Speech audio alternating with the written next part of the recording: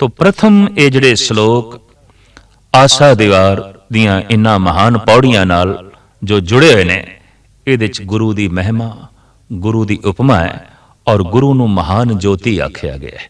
गुरु महान सूरज है, गुरु महान चंद्रमा है, जिहदी रोशनी दे च अपने आप दा पता चलदा है, अपनी होंद दा पता चलदा है, अपनी कालख दा पता चलदा है ते अपनी कालख नूं दूर करन दी समर्था प्रदान होंदी है गुरु ज्योति करके, गुरु बख्शिश करके, गुरु रहमत करके। गुरु नानक दे घर नूं ही गुरु घर आख्या जांदा है। वख-वख जिहड़ियां जगत दे संप्रदावां प्रगट होईयां, उन्हां दे च गुरु नानक ने जिस संप्रदा नूं जन्म दिता उस नूं ते आख्या ही जांदा है गुरु घर। ते गुरु घर दे जो आ गया वो शिष्य हो जाता है, वो सिख हो जाता है। तो जिहड़ा गुरु दी विचार नूं अपनी झोली च पा लैंदा है, वो फिर इस ढंग नाल फलीभूत होंदा है कि फल भी मिठे, फुल भी सोहणे खूबसूरत, छाया भी महान ते संघनी। साहिब श्री गुरु नानक देव जी महाराज ने इन्हां श्लोकां दे च गुरु दी उपमा कीती है। पौड़ी दे च जो विचार है वो इस प्रकार है।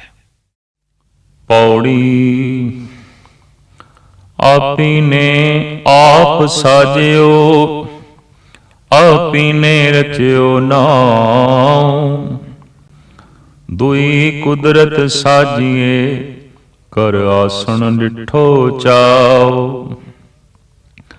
दाता करता आप तू, तुस देवे करे पसाओ। तू जानो ही सब से, दे लैसै जिंद को आओ। कर आसन डिठो चाओ, कर आसन डिठो चाओ।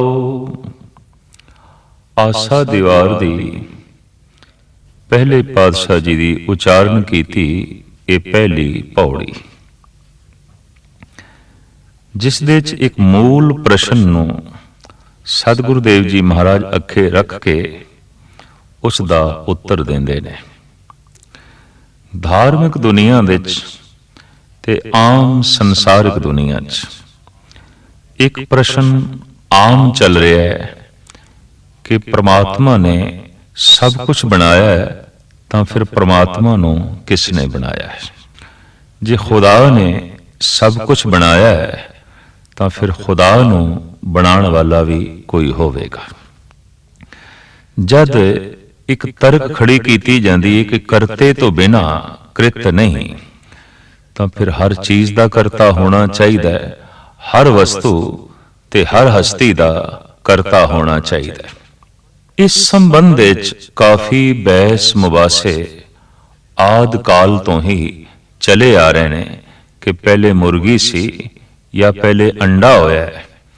ये मसला त्यों दा त्यों ही पिया है, जिसनों एक उर्दू दा शायर ऐसा कहता है, हजारों साल फिलॉसफी की तना तनी रही, पर खुदा की बात जहां पे थी वहीं पे रही। साहिब श्री गुरु नानक देव जी महाराज अजीम चिंतक ने, विचारक ने, दार्शनिक ने, और इस सवाल नूं आप इस ढंग नाल हल करदे ने, आप ही ने आप साजियो, आप ही ने रचियो नाम। उन्हें अपनी साजना आप की थी, उन्हें अपनी बनतर आप बनाई है। तू सूक्ष्म होवा अस्थूली, उक सूक्ष्म तो आप स्थूल होया है। किवें होया है, किस तरह होया है, इसनूं अत कथन कह देता है, अति प्रश्न कह देता है। ये प्रश्न कोई प्रश्न नहीं कि वो किवें फैले है, किवें पसरे है, ये अति प्रश्न है। इतना जरूर है कि उन्हें अपनी साजना आप कीती है।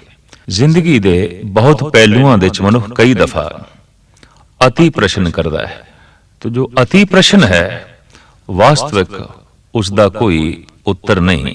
साहिब श्री गुरु नानक देव जी महाराज ये फरमान करते ने, उन्हें अपनी साजना आप कीती है। ऐसा इतिहास दे आउंदा है कि साहिब श्री गुरु नानक देव जी महाराज जद ਇਰਾਕ ਦੇਸ਼ ਦੇ ਭਰਮਣ ਕਰਨ ਤੇ ਗਏ। ਗੁਰੂ ਨਾਨਕ ਦੇਵ ਜੀ ਮਹਾਰਾਜ ਦਾ ਭਰਮਣ 9 ਖੰਡ ਪ੍ਰਿਥਵੀ ਦਾ ਹੈ। ਜਦ ਕਦੀ ਸੰਸਾਰ ਦੀ ਦੌਲਤ ਬਹੁਤੀ ਮਿਲਦੀ ਹੈ ਮਨੁੱਖ ਨੂੰ, ਤਾਂ ਉਹਨੂੰ ਸਮੇਟਣ ਦਾ, ਸੰਗ੍ਰਹਿ ਕਰਨ ਦਾ ਤੇ ਛੁਪਾਉਣ ਦਾ ਜਜ਼ਬਾ ਵੀ ਨਾਲ ਪੈਦਾ ਹੁੰਦਾ ਹੈ।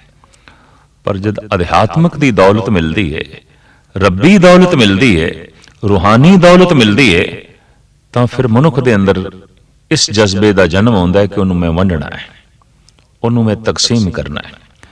ਦੁਨਿਆਵੀ ਦੌਲਤ ਜੇ ਬਹੁਤੀ ਵੰਡੀਏ ਖਤਮ ਹੁੰਦੀ ਹੈ, ਘਟਦੀ ਹੈ। ਅਧਿਆਤਮਕ ਦੌਲਤ ਜਿਤਨੀ ਵੰਦੀ ਹੈ ਉਤਨੀ ਹੀ ਵੱਧਦੀ ਹੈ। ਜਿਤਨੀ ਤਕਸੀਮ ਕਰੀਏ ਉਤਨਾ ਹੀ ਵਾਧਾ ਹੁੰਦਾ ਹੈ। ਇਹ ਉਸੇ ਦਾ ਹੀ ਜ਼ਿਕਰ ਹੈ ਕਿ ਖਾਵੋ ਖਰਚੋ ਰਲ ਮਿਲ ਭਾਈ, ਤੋਟ ਨਾ ਆਵੇ ਵਧ ਦੋ ਢਾਈ। ਵਾਸਤਵਿਕ ਧਨ ਉਹੀ ਧਨ ਹੈ ਜਿਹਦੇ ਵੰਡਦਿਆਂ ਵਧੇ। ਜੋ ਵੰਡਦਿਆਂ ਘਟਦਾ ਹੈ ਉਹ ਧਨ ਨਹੀਂ। ਇਸ ਵਾਸਤੇ ਨਾਮ ਨੂੰ ਭਗਤ ਜਨਾਂ ਨੇ ਪਰਮ ਧਨ ਆਖਿਆ। ਨਾਮ ਦੀ ਦੌਲਤ ਨਾਲ ਜਦ ਗੁਰੂ ਨਾਨਕ ਦਾ ਹਿਰਦਾ ਮਾਲਾ ਮਾਲ ਹੋਇਆ ਤਾਂ ਆਪ ਵੰਡਣ ਲਈ ਚੱਲ ਪਏ। ਅਕਸਰ ਧਨ ਬਹੁਤਾ ਜੇ ਕਿਸੇ ਨੂੰ ਮਿਲ ਵੀ ਜਾਏ ਤਾਂ ਵੱਧ ਤੋਂ ਵੱਧ ਅਗਰ ਵੰਡੇਗਾ ਵੀ ਸਹੀ, ਮਜਬੂਰ ਹੋ ਕੇ, ਤਾਂ ਪਰਿਵਾਰ ਦੇ 'ਚ ਹੀ ਵੰਡੇਗਾ, ਪੁੱਤਰਾਂ 'ਚ ਵੰਡ ਦੇਗਾ, ਭਰਾਵਾਂ ਦੇ 'ਚ ਵੰਡ ਜਾਏਗਾ। ਇਸ ਤੋਂ ਅੱਗੇ ਉਸ ਦੀ ਵੰਡਣ ਦੀ ਨਾ ਸਮਰੱਥਾ ਹੈ, ਨਾ ਉਸ ਦੇ ਅੰਦਰ ਐਸਾ ਭਾਵ ਪੈਦਾ ਹੋਵੇਗਾ। ਪਰ ਜਦ ਕੋਈ ਰੱਬੀ ਦੌਲਤ ਨਾਲ ਮਾਲਾ ਮਾਲ ਆਉਂਦਾ ਹੈ ਤਾਂ ਉਹ ਸਿਰਫ ਪਰਿਵਾਰ ਦੇ 'ਚ ਨਹੀਂ ਵੰਡਦਾ, ਸਾਰਾ ਸੰਸਾਰ ਉਸ ਲਈ ਪਰਿਵਾਰ ਬਣ ਜਾਂਦਾ ਹੈ। ਇਸ ਵਾਸਤੇ ਸਾਹਿਬ ਸ੍ਰੀ ਗੁਰੂ ਨਾਨਕ ਦੇਵ ਜੀ ਮਹਾਰਾਜ 9 ਖੰਡ ਪ੍ਰਿਥਵੀ ਦੇ 'ਚ ਇਸ ਰੱਬੀ ਦੌਲਤ ਨੂੰ ਵੰਡਣ ਲਈ ਚੱਲ ਪਏ। ਇਰਾਕ ਦੇ 'ਚ ਜਦ ਆਪ ਨੇ ਸਤਨਾਮ ਦੀ ਬਾਂਗ ਦਿੱਤੀ, ਬਾਂਗ ਇਸ ਲਈ ਕਹਿ ਰਿਹਾ ਕਿ ਬਾਂਗ ਦੀ ਤਰਜ਼ ਦੇ ਉੱਤੇ ਹੀ ਸਤਨਾਮ ਦਾ ਉਚਾਰਨ ਕੀਤਾ, ਜਿਸ ਦਾ ਜ਼ਿਕਰ ਭਾਈ ਗੁਰਦਾਸ ਜੀ ਕਰਦੇ ਨੇ। ਦਿੱਤੀ ਬਾਂਗ ਨਿਵਾਜ ਕਰ, ਸੁਨ ਸਮਾਦ ਹੋਆ ਜਹਾਨਾ। ਐਸੀ ਬਾਂਗ, ਐਸੀ ਸਦਾ ਕਿ ਲੋਕਾਂ ਦੇ ਮਨ ਸੁੰਨ ਹੋ ਗਏ। ਜਿੱਥੇ ਵਿਚਾਰ ਸ਼ਾਂਤ ਹੋ ਜਾਣ, ਫੁਰਨੇ ਰੁਕ ਜਾਣ, ਉਸ ਨੂੰ ਕਹਿੰਦੇ ਨੇ ਸੁੰਨ ਅਵਸਥਾ, ਸੁੰਨ ਸਮਾਦ। ਜੈਸੇ ਸਰੀਰ ਦੇ ਸਵਾਸ ਰੁਕ ਜਾਣ ਤੇ ਕਹਿ ਦਿੰਦੇ ਨੇ ਸਰੀਰ ਸੁੰਨ ਹੋ ਗਿਆ। ਮਨ ਦੇ ਵਿੱਚ ਵਿਚਾਰ ਰੁਕ ਜਾਣ ਤਾਂ ਮਨ ਸੁੰਨ ਹੋ ਗਿਆ। ਇੱਕ ਬਾਂਗ ਨਾਲ ਜਿਨ੍ਹਾਂ ਦੇ ਮਨ ਸੁੰਨ ਹੋ ਗਏ, ਇੱਕ ਆਵਾਜ਼ ਨਾਲ ਜਿਨ੍ਹਾਂ ਦੇ ਮਨ ਸੁੰਨ ਹੋ ਗਏ, ਉਸ ਆਵਾਜ਼ ਦੇ ਵਿੱਚ ਕਿਤਨੀ ਕਸ਼ਿਸ਼ ਸੀ, ਉਸ ਆਵਾਜ਼ ਦੇ ਵਿੱਚ ਕਿਤਨਾ ਜਾਦੂ ਸੀ, ਉਸ ਆਵਾਜ਼ ਦੇ ਵਿੱਚ ਕਿਤਨਾ ਰੂਹਾਨੀ ਗਿਆਨ ਸੀ ਤੇ ਕਿਤਨਾ ਰੂਹਾਨੀ ਆਨੰਦ ਸੀ। ਭਾਈ ਸਾਹਿਬ ਕਹਿੰਦੇ ਨੇ ਸੁਨ ਮੁਨ ਨਗਰੀ ਹੋ ਗਈ, ਸਾਰੇ ਆਪਣੇ ਆਪ ਦੇ 'ਚ ਲੀਨ ਹੋ ਗਏ। ਇਸ ਢੰਗ ਦੀ ਸਦਾ ਗੁਰੂ ਨਾਨਕ ਦੇਵ ਜੀ ਮਹਾਰਾਜ ਨੇ ਦਿੱਤੀ ਹੈ। ਔਰ ਕਹਿੰਦੇ ਨੇ ਇਹ ਸਦਾ ਵੀ ਨਿਕਲਦੀ ਹੈ ਸੁਨ ਹਿਰਦਿਆਂ 'ਚੋਂ, ਸੁਨ ਮਨ ਦੇ 'ਚੋਂ। ਜਦ ਮਨੁੱਖ ਦਾ ਮਨ ਨਿਰਵਿਚਾਰ ਹੋ ਜਾਂਦਾ ਹੈ ਤੇ ਉਹਦੇ 'ਚੋਂ ਜਿਹੜੀ ਆਵਾਜ਼ ਨਿਕਲਦੀ ਹੈ, ਉਹਦੇ 'ਚ ਬਰਕਤ ਆਉਂਦੀ ਹੈ, ਉਹਦੇ 'ਚ ਤਾਕਤ ਆਉਂਦੀ ਹੈ ਕਿ ਦੂਜਿਆਂ ਦੇ ਮਨ ਨੂੰ ਵੀ ਉਹ ਨਿਰਵਿਚਾਰ ਕਰ ਦੇਵੇ, ਦੂਜਿਆਂ ਦੇ ਮਨ ਨੂੰ ਵੀ ਉਹ ਸੁੰਨ ਕਰ ਦੇਵੇ। ਥੋੜੀ ਦੇਰ ਤੋਂ ਬਾਅਦ ਇਹ ਇਕੱਠ ਆਪ ਦੇ ਆਲੇ ਦੁਆਲੇ ਹੋਇਆ। ਲੇਕਿਨ ਬਿਖ ਅੰਮ੍ਰਿਤ ਬਸੇ ਇੱਕ ਸੰਗਾ, ਜਿੱਥੇ ਅੰਮ੍ਰਿਤ ਹੁੰਦੀ ਹੈ, ਜਿੱਥੇ ਅੰਮ੍ਰਿਤ ਦੇ ਸਾਗਰ ਨੇ, ਉੱਥੇ ਜ਼ਹਿਰ ਵੀ ਹੁੰਦੀ ਹੈ। ਔਰ ਇਹ ਹਕੀਕਤ ਹੈ ਕਿ ਚੰਦਨ ਨੂੰ ਸੱਪ ਲਿਪਟੇ ਹੀ ਰਹਿੰਦੇ ਨੇ। ਸ਼ਰਈ ਮਨੁੱਖ ਤੇ ਸ਼ਰਾ ਦੀ ਕੁੜੱਤਣ ਨਾਲ ਭਰੇ ਹੋਏ ਜਿਹੜੇ ਲੋਕ ਨਾ ਸਨ, ਉਹ ਵੀ ਗੁਰੂ ਨਾਨਕ ਦੇ ਆਲੇ ਦੁਆਲੇ ਆ ਕੇ ਜਮਾ ਹੋਏ ਤੇ ਉਹਨਾਂ ਨੇ ਤਰ੍ਹਾਂ ਤਰ੍ਹਾਂ ਦੀ ਤਰਕ ਗੁਰੂ ਨਾਨਕ ਤੇ ਸ਼ੁਰੂ ਕੀਤੀ। ਇਹ ਸਾਰੇ ਗੁਰੂ ਨਾਨਕ ਦੇਵ ਜੀ ਮਹਾਰਾਜ ਨੂੰ ਪੀਰ ਦਸਤਗੀਰ ਦੇ ਕੋਲ ਲੈ ਗਏ, ਜੋ ਇਰਾਕ ਦੇ ਵਿੱਚ ਉਸ ਵਕਤ ਮੁਖੀ ਫਕੀਰ ਸੀ ਔਰ ਬਗਦਾਦ ਦੇ ਵਿੱਚ ਦੀਨੀ ਤਾਲੀਮ ਦੀਨਦਾਰ ਲੋਕਾਂ ਨੂੰ ਦਿੰਦਾ ਰਹਿੰਦਾ ਸੀ। ਸਿੰਘਾਸਣ ਤੇ ਬੈਠੇ ਪੀਰ ਦਸਤਗੀਰ ਔਰ ਥੱਲੇ ਖੜੇ ਰਹੇ ਗੁਰੂ ਨਾਨਕ, ਆਲੇ ਦੁਆਲੇ ਮਜਮਾ ਲੋਕਾਂ ਦਾ। ਪੀਰ ਦਸਤਗੀਰ ਨੇ ਸਵਾਲ ਕੀਤੇ ਗੁਰੂ ਨਾਨਕ ਦੇਵ ਜੀ ਮਹਾਰਾਜ ਤੇ। ਆਖਿਆ, ਐ ਹਿੰਦੀ ਫਕੀਰ, ਮੇਰੇ ਅੰਦਰ ਜਦੋਂ ਦੀ ਮੈਂ ਸਾਧਨਾ ਕਰ ਰਿਹਾ, ਜਦੋਂ ਦੀ ਮੈਂ ਇਬਾਦਤ ਕਰ ਰਿਹਾ, 3 ਸਵਾਲ ਗੂੰਜਦੇ ਹੀ ਰਹਿੰਦੇ ਨੇ। कि खुदा तो पहले की सी। जे खुदा ने सब कुछ बनाया है तो फिर खुदा नू किसने बनाया है? दूसरा सवाल है खुदा रहिंदा किथे है? ते तीसरा सवाल है खुदा करदा की है? सवाल एक बोझ होंदा है, प्रश्न एक भार है। ते जिस मन विच बहुते प्रश्न होणगे वो मन बहुता बोझल होवेगा। जद कोई मनुख बहुता ही अंतर्भाव विच अपने आप नूं बोझल महसूस करे तो समझ लेना सवालों की बहुती पंड ये चुकी फिरदा है। सिर दे उत्ते बहुता भार होवे ते चलना औखा हो जाता है। मन दे उत्ते सवालों का बहुत सारा भार होवे तां भी मायूसी ते मुरदमी छा जाती है और इस सवालों का बोझ जवाबां दे नाल ही उतरदा है। प्रश्नां दा बोझ उत्तरां दे नाल ही उतरदा है। हर नवां दिन किसी नवे प्रश्न नूं जन्म देंदा है ते अजे पुराने प्रश्न उन्हां दा हल मिलिया नहीं आउंदा।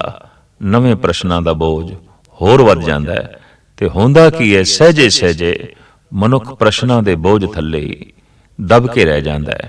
जिंदगी की है, जिंदगी क्यों है, जिंदगी कित्थों है, इस तरह के प्रश्न और इस दे नाल मिलदे जुलदे होर हजारां प्रश्न इन्हां दे च दबी हुई है मनुख दी जिंदगी, मनुख दा ये जीवन।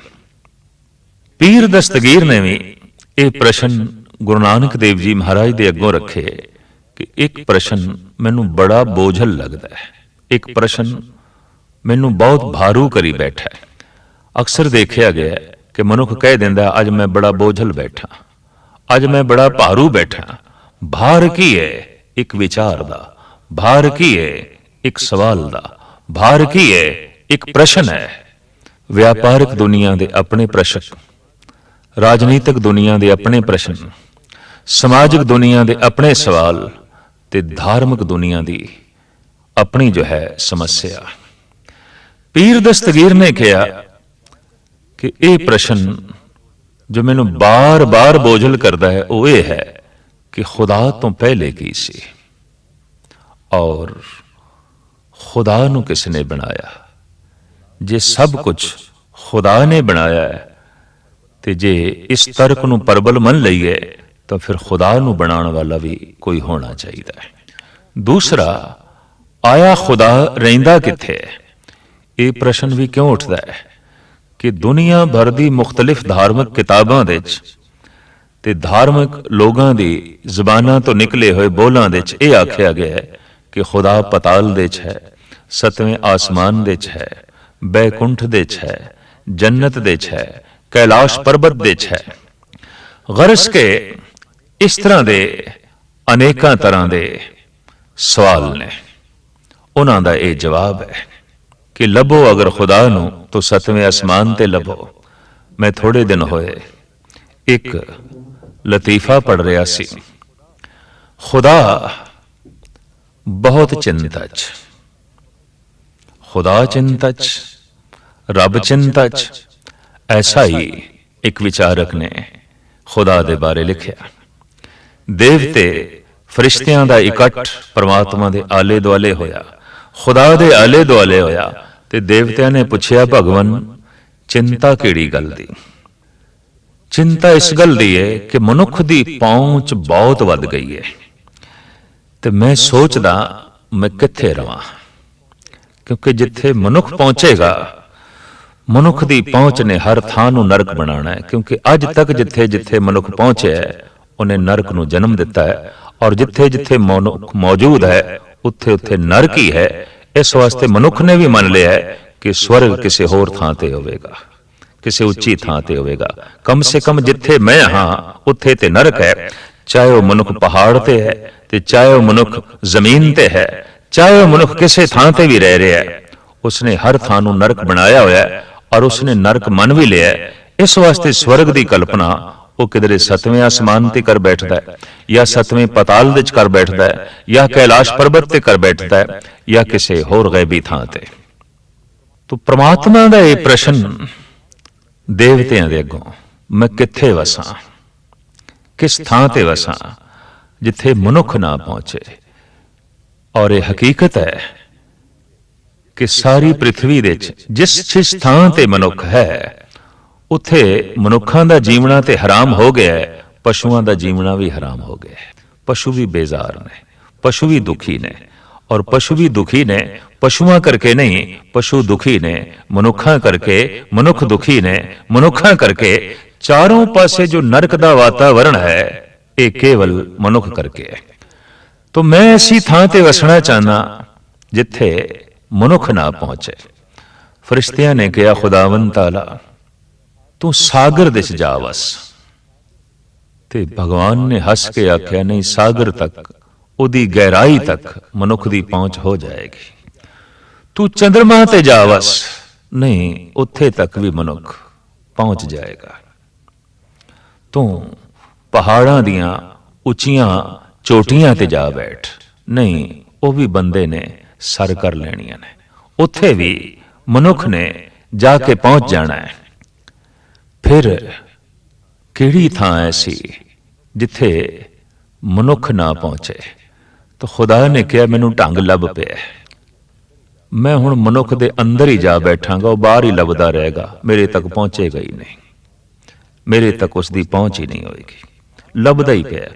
हुण आद काल तो मनुख कोई सतवें आसमान ते लभण दी कोशिश पिया करदा है, कोई पाताल विच लभण दी कोशिश पिया करदा है, कोई कैलाश पर्वत ते लभण दी कोशिश पिया करदा है, कोई सागर दे गहरे तल दे चों लभण दी कोशिश पिया करदा है, कोई दरियावां दे वहण दे चों लभण दी कोशिश पिया करदा है, कोई पवन दी छां दे चों लभण दी कोशिश पिया करदा है। जद कि कौन इस नूं दसे वो तेरे अंदर है, बाहर क्यों भटकदा है? और गुरु ग्रंथ साहब जी महाराज दा ते फैसला है, बाहर टोले सो भरम बुलानी। अपने तो बाहर जिहड़ा लभना है वो पदार्थ ही है, वो परमात्मा नहीं है। वो वस्तु होवेगी, वो वासदेव नहीं है। वो संसार होवेगा, वो निरंकार नहीं है। वो धन होवेगा, वो परम धन नहीं है। वो पद प्रतिष्ठा होवेगी, वो परम पद नहीं है। सो ऐसा प्रश्न दस्तगीर ने गुरु नानक देव जी महाराज ते कीता, खुदा नूं किसने बनाया है? खुदा तो पहले की सी? खुदा रहिंदा किथे और खुदा करदा की है? प्रश्न अजीम ने, खुदा दे संबंध विच ने।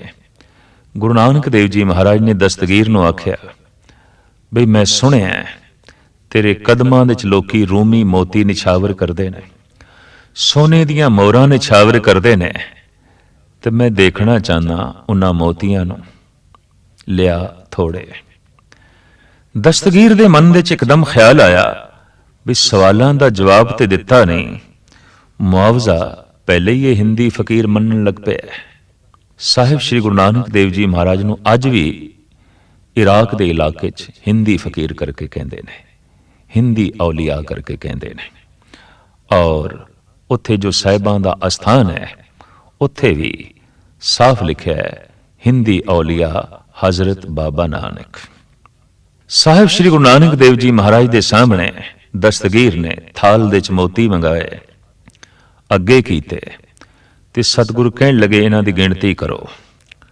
दस्तगीर हैरान होया, लेकिन गिणती उसने आरंभ की थी, 1 2 3 4 ते जैसे पहुंचे सतगुरु ने बांह पकड़ ली। आखिया फकीर तेनू हिसाब किताब नहीं आउंदा, ते हिसाब किताब दे मामले च तू बहुत कमजोर है, तेनू गिणती नहीं आउंदी। दस्तगीर कहंदा है, महाराज गिणे ते मैं 4 ही ने। सतगुरु कहने लगे, हाँ इन्हां 4 च ही तो भूल कर गए, फिर गिणती कर। उन्हें फिर गिनती आरंभ की थी, 1 2 3 4।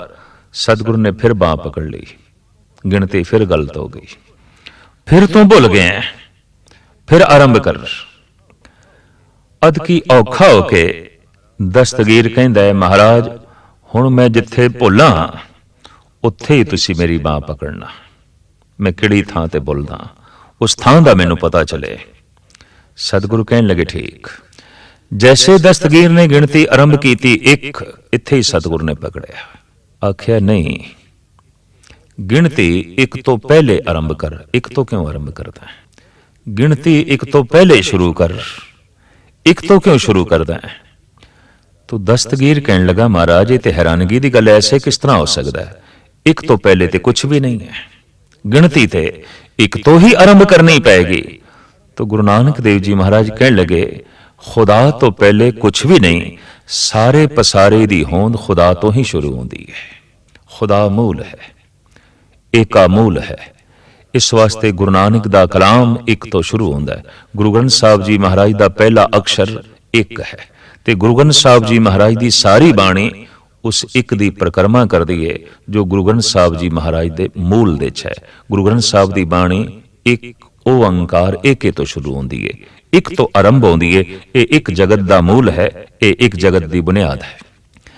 दस्तगीर नूं तसल्ली हुई, मन नूं ढारस मिली, किसी अनुभवी पुरुष और रंगी हुई आत्मा तो सवालों का जवाब मिलिया, ते सवालों का बोझ हिरदे तो उतरिया। दूजा सवाल अगों रख दिता, महाराज ऐसा जिहड़ा खुदा है, जो जगत दा मूल है, संसार दा मूल है, रहिंदा किथे? किथे तलाश करिए? क्योंकि इस्लामी जगत दे च आम कल्पना है कि वह 7वें आसमान ते है, और साडे देश दे च भी मुख्तलिफ इस संबंध च रावां ने। सतगुरु कहन लगे, अदकी तू दुध दा भरिया होया एक जाम मंगा, तो कटोरा दुध दा भरिया होया आ गया। सतगुरु गौर नाल वेखदे ने ते कहंदे ने, फकीर साईं इस दे च कुछ है। घबरा गए दस्तगीर, ऐसा तो नहीं मेरे खलीफियां ने, मेरे चेलियां ने कुछ विचे पा दिता होवे। गौर दे नाल जद वेखदे ने दस्तगीर ते कहंदे ने, ऐ हिंदी फकीर बाबा नानक, इहदे च कुछ भी नहीं, ये पाक शीर है, ये पवित्र दुध है। सतगुरु कहंदे ने, इस दे पाक होण ते, इस दे पवित्र होण ते मैनूं कोई शक नहीं, पर इस दे च कुछ नहीं है, ये मैं मनण नूं तैयार नहीं। इहदे च कुछ है। तो दस्तगीर कहंदा, की है? सतगुरु कहंदे ने, घ्यो है। ते हुण तूं दस किथे है कि नहीं? दस्तगीर कहंदा, घ्यो ते है। ते महाराज कहंदे ने, फिर किथे है दस? महाराज है ते सही, पर दिखाई नहीं देता। है ते सही, पर दृष्टि गोचर नहीं होता। सगल बनस्पत में बैसंतर, सगल दूध में घिया, ऊंच नीच में जोत समानी, घट घट माधो जिया। जिवें दुध दे जर्रे जर्रे दे कण कण दे घ्यो है, जगत दे जर्रे जर्रे दे वो प्रभु आप है, वो करता पुरख आप है। जितनी उसकी बनतर है, जितनी उसकी कृत है, वो सारी कृत दे आप बैठा होया। फिर दस्तगीर ने प्रश्न किया, महाराज ऐसा जिहड़ा परमात्मा इतना शक्तिशाली, वो करदा की है? उहदा धंधा की है? उहदा कम की है? आखिर शक्ति दा वेग, शक्ति दा कम है कुछ करना, उहदा धंधा की है? आखिर उसकी कोई कृत भी होवेगी, आखिर उसका कोई धंधा भी होवेगा, सारियां दे च बैठ के वो की करदा है? सतगुरु कहंदे ने, दस्तगीर तेरे सवाल बहुत सारे ने, ते तू ऐसे सवाल करदा जाएगा, मैं जवाब देंदा जावांगा, पर मैं हुण सोचदा पिया तू खुदा दी तौहीन कर रहे हैं। क्योंकि खुदा दा रूप होंदा है, खुदा दा ज्ञान, खुदा दी असली तस्वीर होंदी है, उसदी विचार, ते तू उसदे विचारां दी, तू उसदे ज्ञान दी तौहीन कर रहे हैं। क्योंकि तू खुद सिंघासन ते बैठा है, ते मेरे कोल विचार सुन रहे हैं, मैं थल्ले खड़ा। दस्तगीर दा मन काफी पिघल चुकिया सी। कहन लगा, फिर महाराज मैं की करा? सतगुरु कहन लगे, फिर तू ओही कर जो कुछ तैनू करना चाहिए। तू थल्ले आके बैठ, मैं सिंघासन ते बैठांगा, और सिंघासन ते बैठ के मैं तैनू सवालों का जवाब देंगा, जो नियम है, जो विधान है। दस्तगीर ने सोचा, सौदा सस्ता ही है, एकदम थल्ले आन बैठा, और सतगुरु सिंघासन ते जा बैठे। बैठदे ही आप ते विस्माद तारी हो गया, आप हलूल कर गए, आप समाधि लीन हो गए।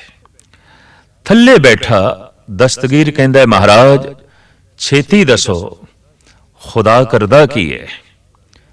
ਮੁਸਕਰਾਉਂਦੇ ਹੋਏ ਗੁਰੂ ਨਾਨਕ ਨੇ ਨੇਤਰ ਖੋਲੇ, ਆਖਿਆ ਦਸਤਗੀਰ ਖੁਦਾ ਇਹੀ ਕੁਝ ਕਰਦਾ ਹੈ, ਜੋ ਸਿੰਘਾਸਣ ਤੇ ਬੈਠਾ ਹੁੰਦਾ ਹੈ ਉਹਨੂੰ ਥੱਲੇ ਲਾ ਛੱਡਦਾ ਹੈ, ਜੋ ਥੱਲੇ ਆਉਂਦਾ ਹੈ ਉਹਨੂੰ ਸਿੰਘਾਸਣ ਤੇ ਬਿਠਾ ਦਿੰਦਾ ਹੈ। ਛਿਨ ਮੇ ਰੰਗ ਰਾਵ ਕੋ ਕਰੇ, ਰਾਵ ਰੰਗ ਕਰ ਡਾਰੇ, ਰੀਤੇ ਭਰੇ ਭਰੇ ਸਖਨਾਵੇ, ਇਹ ਤਾਂ ਕੋ ਵਿਵਹਾਰ ਹੈ। ਗੁਰੂ ਤੇਗ ਬਹਾਦਰ ਸਾਹਿਬ ਜੀ ਮਹਾਰਾਜ ਕਹਿੰਦੇ ਨੇ ਉਸ ਦਾ ਵਿਵਹਾਰ ਹੈ, ਇਹ ਉਸ ਦਾ ਧੰਦਾ ਹੈ। ਖਾਲੀਆਂ ਨੂੰ ਭਰ ਦਿੰਦਾ ਹੈ, ਭਰਿਆਂ ਨੂੰ ਖਾਲੀ ਕਰ ਦਿੰਦਾ ਹੈ। ਹਾਸੇ ਦੇ ਚ ਰੋਣਾ ਪਾ ਦਿੰਦਾ ਹੈ, ਰੋਣੇ ਦੇ ਚ ਹਾਸਾ ਪਾ ਦਿੰਦਾ ਹੈ। ਜ਼ਿੰਦਗੀ ਦੇ ਚ ਮੌਤ ਪਾ ਦਿੰਦਾ ਹੈ, ਫਿਰ ਮੌਤ ਦੇ ਚ ਜ਼ਿੰਦਗੀ ਪਾ ਦਿੰਦਾ ਹੈ। ਨਫੇ ਦੇ ਚ ਨੁਕਸਾਨ ਪਾ ਦਿੰਦਾ ਹੈ, ਨੁਕਸਾਨ ਦੇ ਚ ਫਿਰ ਨਫਾ ਪਾ ਦਿੰਦਾ ਹੈ। ਇੱਜ਼ਤ ਦੇ ਚ ਬੇਇੱਜ਼ਤੀ ਨੂੰ ਜਨਮ ਦੇ ਦਿੰਦਾ ਹੈ, ਔਰ ਫਿਰ ਬੇਇੱਜ਼ਤੀ ਦੇ ਚ ਇੱਜ਼ਤ ਪੈਦਾ ਹੋ ਜਾਂਦੀ ਹੈ। ਇਸ ਢੰਗ ਦਾ ਇਹ ਉਸ ਪ੍ਰਭੂ ਦਾ ਧੰਦਾ ਹੈ, ਖਾਲੀਆਂ ਨੂੰ ਭਰਨਾ, ਭਰਿਆਂ ਨੂੰ ਖਾਲੀ ਕਰ ਦੇਣਾ, ਫਿਰ ਭਰ ਦੇਣਾ, ਫਿਰ ਖਾਲੀ ਕਰ ਦੇਣਾ। ਇਹ ਉਸ ਪ੍ਰਭੂ ਦੀ ਇੱਕ ਲੀਲਾ ਹੈ, ਇਹ ਉਸ ਪ੍ਰਭੂ ਦਾ ਇੱਕ ਧੰਦਾ ਹੈ, ਇਹ ਉਸ ਪ੍ਰਭੂ ਦਾ ਇੱਕ ਕੰਮ ਹੈ। ਦਸਤਗੀਰ ਗੁਰੂ ਨਾਨਕ ਦੇ ਪੈਰੀ ਆ ਕੇ ਪਿਆ। ਜਿਸ ਸਿੰਘਾਸਣ ਤੇ ਦਸਤਗੀਰ ਨੇ ਬਿਠਾਇਆ, ਇਹ ਅਮਰ ਸਿੰਘਾਸਣ ਅੱਜ ਤੱਕ ਵੀ ਬਣਿਆ ਹੋਇਆ ਹੈ, ਔਰ ਉਸ ਦੇ ਉੱਤੇ ਬਕਾਇਦਾ ਉਸ ਦਸਤਗੀਰ ਨੇ ਇੱਕ ਤਖਤੀ ਲਗਵਾਈ ਸੀ ਉਸ ਜ਼ਮਾਨੇ ਦੇ ਵਿੱਚ, ਜੋ ਅੱਜ ਤੱਕ ਵੀ ਲੱਗੀ ਹੋਈ ਹੈ। ਮੋਟੇ ਹਰੂਫ ਦੇ ਚ ਉੱਥੇ ਲਿਖਿਆ ਹੋਇਆ ਹੈ, ਰੱਬੁਲ ਮਜੀਦ ਹਜ਼ਰਤ ਬਾਬਾ ਨਾਨਕ। ਥੱਲੇ 4 ਬਾਰੀਕ ਲਾਈਨਾਂ ਨੇ ਪੁਰਾਣੀ ਅਰਬੀ ਦੇ ਵਿੱਚ, ਜਿਸ ਦਾ ਤਰਜਮਾ ਇਸ ਢੰਗ ਨਾਲ ਕਰਵਾਇਆ ਗਿਆ ਹੈ ਕਿ ਰੱਬੁਲ ਮਜੀਦ ਹਜ਼ਰਤ ਬਾਬਾ ਨਾਨਕ ਇੱਥੇ ਆਏ, ਉਹਨਾਂ ਦੇ ਆਉਣ ਦੇ ਨਾਲ ਆਬੇ ਹਯਾਤ ਦਾ ਚਸ਼ਮਾ ਫੁੱਟਿਆ, ਜਿਹਦੇ ਨਾਲ ਅਰਬ ਦੀ ਤਪਦੀ ਹੋਈ ਜ਼ਮੀਨ ਵੀ ਸਰਸਬਜ਼ ਹੋਈ। ਔਰ ਇਹ ਯਾਦਗਾਰੀ ਅਸਥਾਨ ਬੜੇ ਸ਼ਾਨੋ ਸ਼ੌਕਤ ਦੇ ਨਾਲ ਬਗਦਾਦ ਰੇਲਵੇ ਸਟੇਸ਼ਨ ਦੇ ਕੋਲ ਮੌਜੂਦ ਹੈ। ਸਾਹਿਬ ਸ੍ਰੀ ਗੁਰੂ ਨਾਨਕ ਦੇਵ ਜੀ ਮਹਾਰਾਜ ਸਾਰੀ ਪ੍ਰਿਥਵੀ ਦੇ ਵਿੱਚ ਭਰਮਣ ਕਰਦੇ ਹੋਇਆ ਇਸ ਢੰਗ ਦੇ ਪ੍ਰਸ਼ਨ, ਇਸ ਢੰਗ ਦੇ ਜੋ ਸਵਾਲ ਸਨ, ਉਹਨਾਂ ਦਾ ਜਵਾਬ ਦਿੰਦੇ ਰਹੇ। ਚਾਹੇ ਉਹ ਸਵਾਲ ਯੋਗੀ ਕਰਨ, ਚਾਹੇ ਹਰਿਦੁਆਰ ਦੇ ਬ੍ਰਾਹਮਣ ਕਰਨ, ਚਾਹੇ ਬਨਾਰਸ ਦੇ ਪ੍ਰੋਹਤ ਕਰਨ, ਚਾਹੇ ਮੱਕੇ ਦੇ ਹਾਜੀ ਕਰਨ, ਚਾਹੇ ਬਗਦਾਦ ਦੇ ਪੀਰ ਕਰਨ, ਗੁਰੂ ਨਾਨਕ ਦੇਵ ਜੀ ਮਹਾਰਾਜ ਕੋਲ ਹਰ ਬਸ਼ਰ ਲਈ ਜਵਾਬ ਮੌਜੂਦ ਹੈ, ਔਰ ਆਪ ਜਵਾਬ ਦਿੰਦੇ ਗਏ। ਸਾਹਿਬ ਅੱਜ ਦੀ ਇਸ ਪਾਵਨ ਪਵਿੱਤਰ ਪੌੜੀ ਦੇ ਵਿੱਚ ਫਰਮਾਨ ਕਰ ਰਹੇ ਨੇ ਕਿ ਉਸ ਪਰਿਪੂਰਨ ਪ੍ਰਮਾਤਮਾ ਨੇ ਆਪਣੀ ਸਾਜਨਾ ਆਪ ਕੀਤੀ ਹੈ, ਉਸ ਦੀ ਸਾਜਨਾ ਕਿਸੇ ਦੂਸਰੇ ਤੀਸਰੇ ਨੇ ਨਹੀਂ ਕੀਤੀ। ਆਪ ਹੀ ਨੇ ਆਪ ਸਾਜਿਓ, ਆਪ ਹੀ ਨੇ ਰਚਿਓ ਨਾ। ਉਹਨੇ ਆਪਣੀ ਹਸਤੀ ਆਪ ਹੀ ਰਚੀ ਹੈ, ਉਹਨੇ ਆਪਣੀ ਬਣਤਰ ਆਪ ਹੀ ਬਣਾਈ ਹੈ, ਉਹਨੇ ਆਪਣੀ ਤਾਕਤ ਆਪ ਹੀ ਪ੍ਰਗਟਾਈ ਹੈ। ਦੁਈ ਕੁਦਰਤ ਸਾਜੀਏ ਕਰ ਆਸਣ ਡਿਠੋ ਚਾਓ। ਦੂਜਾ ਉਸਨੇ ਸੂਖਸ਼ਮ ਤੋਂ ਆਪਣੇ ਆਪ ਨੂੰ ਅਸਥੂਲ ਕੀਤਾ ਹੈ। ਕੁਦਰਤ, ਕਲਾ, ਇਹ ਪ੍ਰਕਿਰਤੀ, ਇਹਦੀ ਸਾਜਣਾ ਕਰਕੇ ਤੇ ਇਹਦੇ ਚ ਆਪ ਬੈਠ ਕੇ ਇਹਨੂੰ ਆਪਣਾ ਆਸਣ ਬਣਾ ਕੇ ਤੇ ਵੇਖਦਾ ਹੈ ਚਾਅ ਨਾਲ। ਰੇਤ ਦੇ ਜ਼ਰਰੇ ਚ ਵੀ ਬੈਠਾ ਹੈ, ਸੂਰਜ ਦੀਆਂ ਕਿਰਨਾਂ ਦੇ ਚ ਵੀ ਬੈਠਾ ਹੈ, ਸਾਗਰ ਦੀਆਂ ਲਹਿਰਾਂ ਦੇ ਚ ਵੀ ਬੈਠਾ ਹੈ, ਪਹਾੜਾਂ ਦੀਆਂ ਬਰਫਾਨੀ ਚੋਟੀਆਂ ਚ ਵੀ ਬੈਠਾ ਹੈ, ਕੀੜੇ ਦੇ ਚ ਵੀ ਬੈਠਾ ਹੈ, ਹਾਥੀ ਦੇ ਚ ਵੀ ਬੈਠਾ ਹੈ। ਹਾਥੀ ਕੀਟੀ ਤ੍ਰਿਲੋ ਆਦਮ ਏਕ ਅਖੰਡਤ ਬਸੇ ਅਨਾਦਮ। ਇਹ ਸਾਰੇ ਉਸ ਦਾ ਆਸਣ ਨੇ। ਹਰ ਆਸਣ ਤੇ ਉਹ ਬੈਠਾ ਹੈ, ਚਾਹੇ ਰੇਤ ਦੇ ਜ਼ਰਿਆਂ ਦਾ ਆਸਣ ਹੈ ਤੇ ਚਾਹੇ ਸੂਰਜ ਦੀਆਂ ਕਿਰਨਾਂ ਦਾ ਆਸਣ ਹੈ, ਚਾਹੇ ਪਹਾੜਾਂ ਦੀਆਂ ਚੋਟੀਆਂ ਦਾ ਆਸਣ ਹੈ ਤੇ ਚਾਹੇ ਸਾਗਰ ਦੀਆਂ ਲਹਿਰਾਂ ਦਾ ਆਸਣ ਹੈ। ਇਹ ਹਰ ਆਸਣ ਦੇ ਉੱਤੇ ਬਿਰਾਜਮਾਨ ਹੈ ਤੇ ਬੜੇ ਚਾਅ ਨਾਲ ਬਿਰਾਜਮਾਨ ਹੈ। ਦਾਤਾ ਕਰਤਾ ਆਪ ਤੂੰ, ਤੁਸ ਦੇਵੇ ਕਰੇ ਪਸਾਓ। ਤੂੰ ਜਿੱਥੇ ਇਸ ਸਭ ਕੁਛ ਦਾ ਕਰਤਾ ਹੈ, हे ਪ੍ਰਭੂ ਤੂੰ ਸਭ ਕੁਛ ਦਾ ਦਾਤਾ ਵੀ ਹੈ। ਟੁੱਟ ਕੇ ਪ੍ਰਸੰਨ ਹੋ ਕੇ ਤੂੰ ਹਰ ਜੀਵ ਨੂੰ ਖੁਸ਼ ਕਰਦਾ ਹੈ, ਉਹਨੂੰ ਮਨ ਮਰਜ਼ੀ ਦੇ ਮੁਤਾਬਕ ਉਹਨੂੰ ਵਸਤੂ ਦੇਣਾ ਹੈ। ਐਸਾ ਤੂੰ ਦਾਤਾ ਹੈ, ਐਸਾ ਤੂੰ ਕਰਤਾ ਹੈ। ਤੂੰ ਜਾਣੋਈ ਸਭ ਸੇ ਦੇ ਲੈਸੇ ਜਿੰਦ ਕੋ ਆਓ।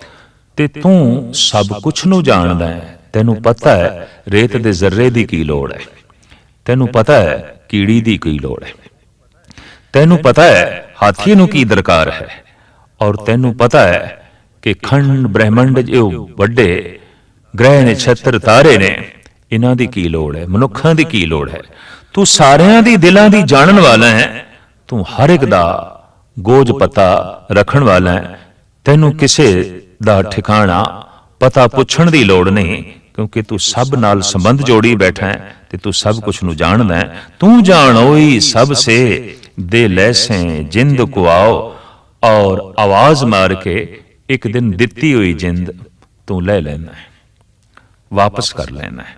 कर आसन डिठो चाओ, जिंद दे च भी बैठ के और शरीर दे च भी बैठ के तू चाओ नाल जगत नू वेखदा है, जिंद नू वेखदा है, शरीर नू वेखदा है, जरियां नू वेखदा है, सागर नू वेखदा है, अपनी साजी हुई कुदरत नू वेखदा है, प्रकृति नू वेखदा है।